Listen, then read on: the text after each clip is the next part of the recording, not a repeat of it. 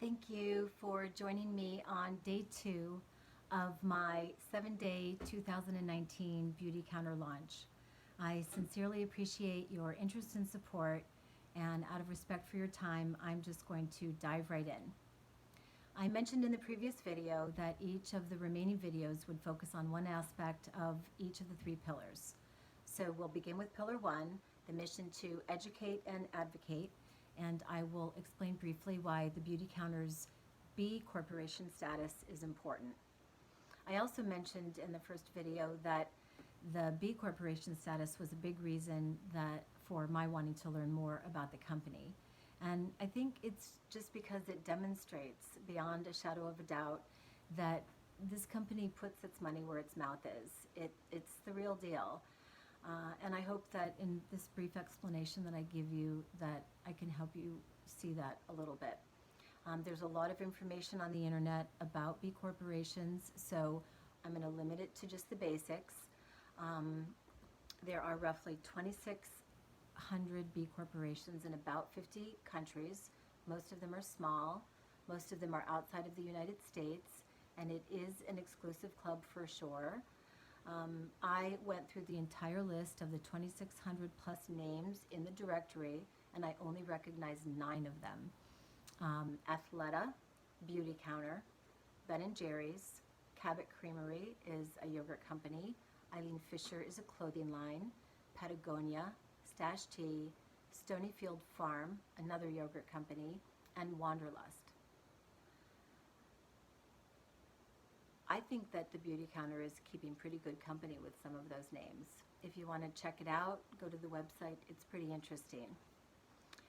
The process is governed by a nonprofit organization called the B Lab. They have offices in the United States, Europe, Canada, and Australia. And only for-profit companies are eligible. There are strict legal requirements, and the assessment process is rigorous. Companies have to be recertified every 3 years to maintain the status, and they're evaluated based on a set of criteria.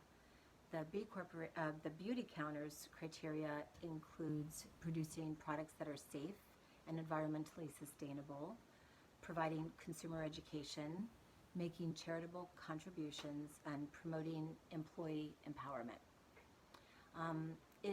It really is a testament to the wider marketplace that there's lots of opportunities for a company to be profitable, but to at the same time make it a priority to be mindful of people and the planet. Now we will shift to Pillar 2, the amazing products. There are lots of products that I could show you, but we'll start with the 4 products that I use nearly every day. That seemed like a good starting point.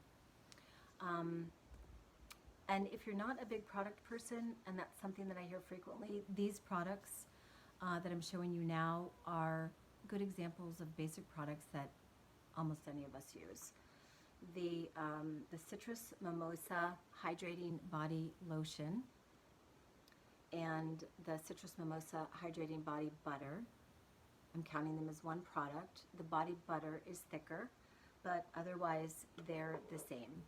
I have dry skin, and these are my go-tos for all over body hydration every day. Naturally, there are no synthetic chemical fragrances in any of the Beauty Counter products, and that's also important for me because my skin's not only dry, but it's also sensitive. Continuing with lotions, this is the Counter Match Adaptive Moisture Lotion for my face. It's lightweight, not at all greasy, and it's as good, if not better, than any face lotion that I've ever used. This is the Charcoal Cleansing Bar, also for my face. It's a bestseller, and I'll admit I like it so much that it's the only facial soap that Beauty Counter makes that I've tried so far, and I probably need to venture out and try a few others so I can share my experiences with those too. It's made with a Japanese type charcoal, green tea, and coconut oil, and provides great hydration for my naturally dry skin. This last item is actually controversial. It's a body wash, also Citrus Mimosa. In the greater marketplace, there is seriously a raging debate about whether or not body wash is more or less environmentally friendly than soap bars. I'm actually not for or against either. I use both, but it seemed worth mentioning because some people do feel strongly about the issue. I've had this particular bottle since mid-May, so more than 9 months, or I'm sorry, more than 7 months, and I think that what's left in the bottle will last another 2 to 3 months. So I'll get 9 to 10 months out of this, and I can only guess how many bars of soap I would have used in that same 9 or 10 month period. The key is that a little goes a long way. If you put just a little bit in your hand and go like this, you do that 2 times and it will get your entire body clean. That includes shaving under your arms and cleaning your feet. And it's another bestseller. It's made with marula and mongongo oil. That's a fun word to say. And both of those ingredients soften and protect the skin. So those are the amazing products for day 2. I'm going to move to pillar 3, which is the great business opportunity, and I'll talk about the impact of socials and open houses on a consultant's business. Each consultant runs her business in slightly different ways, and I bet there's not a lot of consultants that are doing what I'm doing now.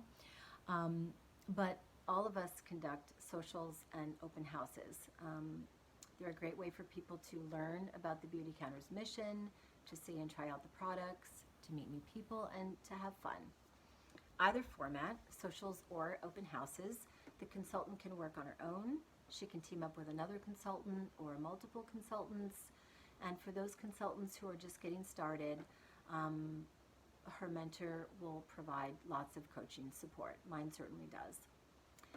Social is basically, a low-key get-together. We try to keep them to 90 minutes. We don't want them to take an entire evening. And, it's basically someone that the consultant knows. She acts as the host, opens up her house, invites people that she knows to join the event. There's this misconception that if a lot of people don't show up, then the event isn't successful, and that's really not the case. It's okay if a lot of people show up, but really the sweet spot seems to be a small circle of 3 to 5 women, and even 2 women is fine. Or men. I know a couple of men who would be interested, and they know who they are. But no matter how many people show up, the hosts are valuable parts of the Beauty Counter's business, and there are great perks for being a host.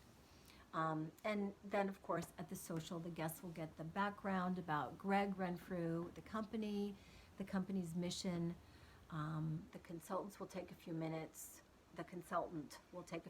to share her story about why she got into the business, and then guests will be able to see and try out the products. Open houses are structured a little bit differently. They actually work really well when you want to invite more people because guests will have the flexibility to stop in whenever they want. There won't be a set beginning time or ending time, so the person can stay for as little or as long as they want. And for some people, that's just an easier way to fit it into an otherwise busy schedule. Sort of this idea that I have and that I hope to eventually realize in my Beauty Counter business is that I have lots of friends and family in so many places, and something that I would really enjoy doing is booking road trips or air trips to go to some of those places. I won't list them all, but Virginia, Delaware, Michigan, Indiana, Nebraska, Colorado, Florida, Georgia, just to name a few. It would be fun to find some of you out there who would like to host and let me know, and I'll plan to make a trip. Remember that the Beauty Counter is a business, and so the cost for business travel is a tax write-off. In addition to the planned events, there are plenty of one-on-one conversations with people. I met my mentor at a party. We talked briefly about the Beauty Counter. She gave me her business card, and it wasn't until a couple of months later that we reconnected. We met at a local coffee shop and had a longer conversation, and a few days later, I signed up to be a consultant. So that's it for day 2. I hope you'll join me for day 3, and if you do, I will be talking about Pillar 1, the mission to educate and advocate, and I will share why I think that cleaner beauty really does matter. For Pillar 2, amazing products, I will introduce you to the face mask and the face resurfacing peel. And for Pillar 3, I will talk about the great business opportunity and explain the incredible training and support that Beautycounter offers to its consultants. Thanks again for joining me, and I hope to see you tomorrow morning.